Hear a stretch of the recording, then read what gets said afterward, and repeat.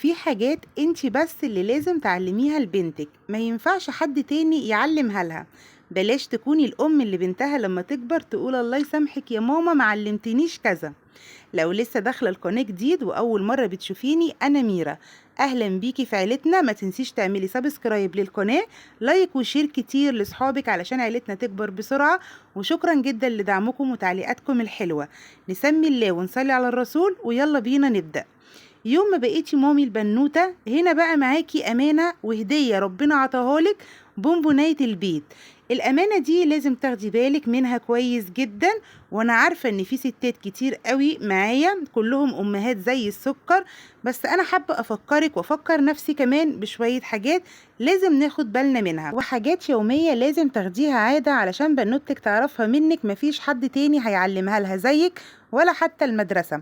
وعلى راس الحاجات دي النظافة الشخصية وعنايتها بنفسها، لأن العادات اللي هتعلميها لبنتك من وهي صغيرة هتطلع معاها لسن المراهقة وهتكمل معاها طول عمرها، وهتتشكل بيها شخصيتها وثقتها في نفسها. التعليم في الصغر زي النقش على الحجر، كل ما علمتيها حاجات من وهي صغيرة المعلومة هتركز أكتر في دماغها. الدنيا اتطورت كتير عن الأول، خلينا نطلع من إطار أمهاتنا زمان كانوا بيجرموا حاجات كتير ويقولوا عيب وغلط لحد ما البنت ما تتجوز، وده الصراحة أنا بشوفه طبعا مش صح، لأن ساعتها البنات بيجوا في فترة المراهقة يرموا ودنهم بقى لصحباتهم، ووقتها حاجات كتير بتبوظ منك، وبتلاقي إنها دورت بره على المعلومة اللي هي عاوزاها وما جاتش قالتلك. يعني النظافة الشخصية إيه العيب فيها؟ طب ما هو طبيعي جدا لما جسمها يتغير وتبقى آنسة إن في حاجات هتكون محتاجاها غير وهي طفلة. اوقات كتير بتكون في بنات مشعرة وتقول لمامتها ان صحباتها في المدرسة بيتنمروا عليها، طب بدل ما تساعديها تروحي انتي منفضلها على اساس انه عيب لحد ما تكبر وتتجوز. ده مفهوم احنا لازم نفجره. لازم نحتوي بناتنا، والنظافة من الايمان، عمرها ما كانت لا عيب ولا حرام. علشان كده النهاردة حابة اكلمكم عن اهم العادات البسيطة اللي لازم كل ام تعلمها لبنتها علشان تبقى فخورة بانك مامتها طول عمرها. اول حاجة بنتك تعرفها ان لما تعرق الشاور هنا مش اختياري، ده شيء اساسي. لازم تاخد الشاور فورا وما تستسهلش وتقعد قدام مروحة او تكييف وهي عرقانة. والهدوم بتاعتها ما ينفعش تنشف عليها وتفضل لابساها، تدخل سلة الغسيل فورا حتى لو هي شايفاها نظيفة. وده طبعا بينطبق على الشرابات. اول ما تيجي من بره الشراب ما يدخلش سلة الغسيل، على الحوض مش هياخد ثانيتين بشوية صابون صغيرين وتغسله، وعلى الحبل على طول.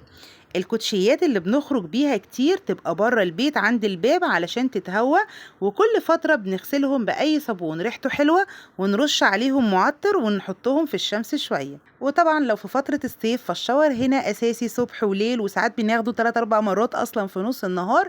وبعد كده تحط مزيل العرق بتاعها، ويا ريت ما نحطش مزيل عرق على مزيل عرق ونفضل كل المزيلات تتحط على بعضها من غير الشاور، فطبعا ده بيعمل يعني ريحة مش لطيفة خالص. كمان ايد البنت عنوانها، علميها دايما تغسل ايديها بعد كل حاجة، اكل شرب سرحت شعرها، اي حاجة تغسل ايديها دايما. ولو كبيرة شوية وبتساعدك في المطبخ، قبل ما تمسك اي اكل او تدخل معاكي المطبخ تغسل ايديها. لو كانت بتقلي او بتقطع بصل توم لازم تتعلم ازاي تشيل الروايح من ايديها.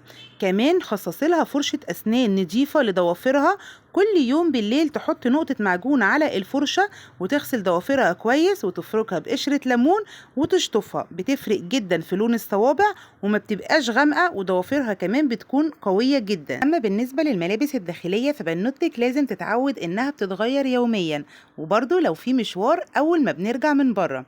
ووقت الدورة الشهرية الملابس الداخلية بتتغسل لوحدها تماما، ومن صغرها تتعلم انها تعتمد على نفسها من سن 12-13 سنة في غسيل حاجتها الخاصة، ولما تنشر ملابسها تبقى على الحبل الخلفي أو منشر داخلي، لأن الخصوصية مبدأ لازم تتربى عليه زي خصوصية الحمام. لازم تعرف إنه خط أحمر محدش يدخل معاها ولا هي تدخل مع حد، وتعلميها من صغرها إزاي تنظف نفسها كويس، مع التأكيد على التجفيف كويس جدا بالمناديل بعد التواليت للوقاية من أي التهابات. وفي سن المراهقة من أول 11 سنة التغييرات الهرمونية بتخلي فروة الراس تفرز زيوت وقشرة وريحة كمكمة لو ما اهتمتش بشعرها صح. وأهم حاجة هنا نبعد تماما عن كارثة إننا ناخد الشاور ونلم شعرنا مبلول ونغطيه بطرحة أو بندانة، دي إكس حمرة كبيرة لازم نسيبه ينشف الأول. ويستحسن يكون عندها لها اتوك ستان خفيفة علشان شعرها ما يتقطعش. وفي الفترة دي كمان لازم تعرف انها بتدخل مرحلة جديدة كليا في العناية بجسمها ونظافتها، وهنا بيجي دورك الأهم كأم انك تديها ثقة في نفسها وتفهميها كل حاجة بهدوء وبدون خجل، وان دي طبيعتها كبنوتة ومفيش حاجة تتكسف منها او تخاف. وياريت تبدأي كلامك في الموضوع ده بدري شويتين، يعني ما تستنيش البلوغ وبعدين تبدأي الكلام. والأهم ما نتكلمش قدام حد، بينك وبينها سوا، وتحضنيها بعد ما تخلصوا كلام. في الفترة دي يا مامي حضنك ليها هو أمانها، ولو صاحبتيها وما خوفتهاش هيكون هو ده مكانها المفضل. كلميها إن ظهور الشعر الزيادة في الجسم شيء طبيعي جدا وسنة من سنن الفطرة، وكل البنات كده، ولازم تعرف ازاي تهتم وتتخلص منه بانتظام بطريقة صحية وآمنة ليها، تجنبا لأي روايح كريهة أو التهابات. شوفي لها الأسلوب السهل والأصلح لسنها بالقص أو الكريمات المناسبة لبشرتها، وتعقم المكان قبل وبعد العناية. أما بالنسبة لشعر الوجه أو الشارب الخفيف اللي ممكن يظهر في السن ده ويضايقها، فجميل جدا إنك توفر لها في البيت وسائل بسيطة وسريعة زي أجهزة إزالة الشعر المخصصة للوجه أو الشفرات اللي مخصصة للوش، وتدربيها بنفسك قدام المراية إزاي تستخدمها صح وبطريقة تكون آمنة، علشان ما تلجأش لوسائل غلط أو تجارب عشوائية من صحباتها في السن ده. بيحبوا يجربوا حاجات كتير، فبعدي بنتك عن إنها تبقى حقل تجارب. المبدأ هنا انك تعرفيها ان العناية بالتفاصيل دي هي جزء من اكرام جسمها ونظافتها، وانها لما تهتم بنفسها من بدري بتكبر وهي واثقة في جمالها وشكلها قدام نفسها وقدام الكل. بنوتتنا بتكبر وهنيجي لجزئية مشاركتها في البيت. خليها تعرف ان مشاركة البنت في البيت مش عقاب، دي تربية على المسؤولية. فما تعودهاش انها تفضل نايمة للظهر وماسكة الموبايل للفجر. الام النشيطة بتعلم ولادها الكسل.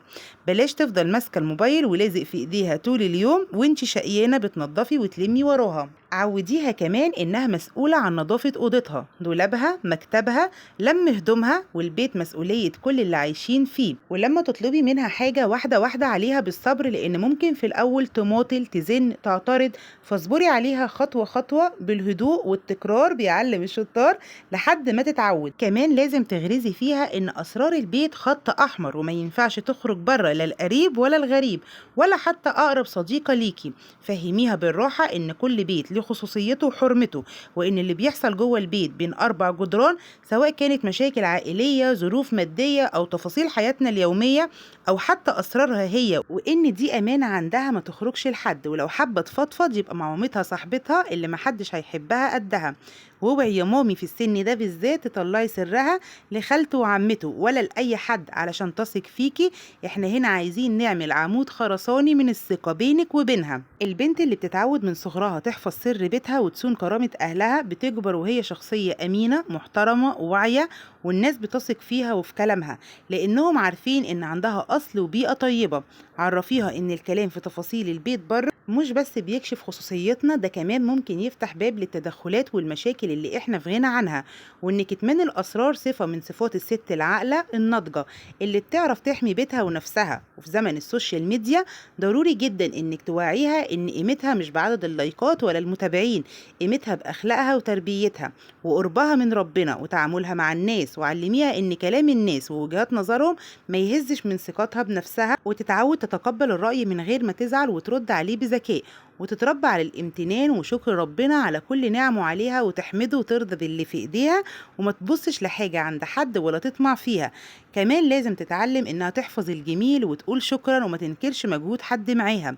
وموضوع الصور ده مهم قوي في الزمن ده، انك تعلميها ان صورها الشخصية دي خاصة بيها هي وبس، وما تبعتش صورها لأي حد على الموبايل، لان الصورة بمجرد ما خرجت من تليفونها ما بقتش تحت سيطرتها، وما تعرفش ممكن تروح فين ولا يتعمل بيها ايه. واخيرا ودي جزئية مهمة جدا، علمي بنوتك ما تتدخلش في اي مشاكل عائلية، ونسقي معاها مبدأ ان العلاقة مع الاهل والقرايب ليها احترامها بعيدا عن اي خلافات.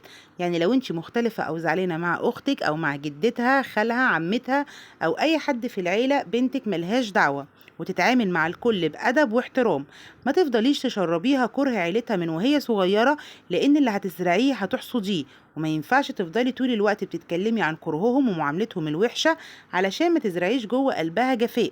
سيبيها تكبر بقلب ابيض نضيف، لان في الاول والاخر ولادك بيشموا ريحة الحنية لوحدهم. وهيعرفوا بفطرتهم مين حنين عليهم وبيحبهم بجد ومين لأ، من غير ما انت تحكي أو تتعبي قلبك من ناحية حد. سيبيها تفهم الناس بقلبها وتتعامل برقي مع الكل.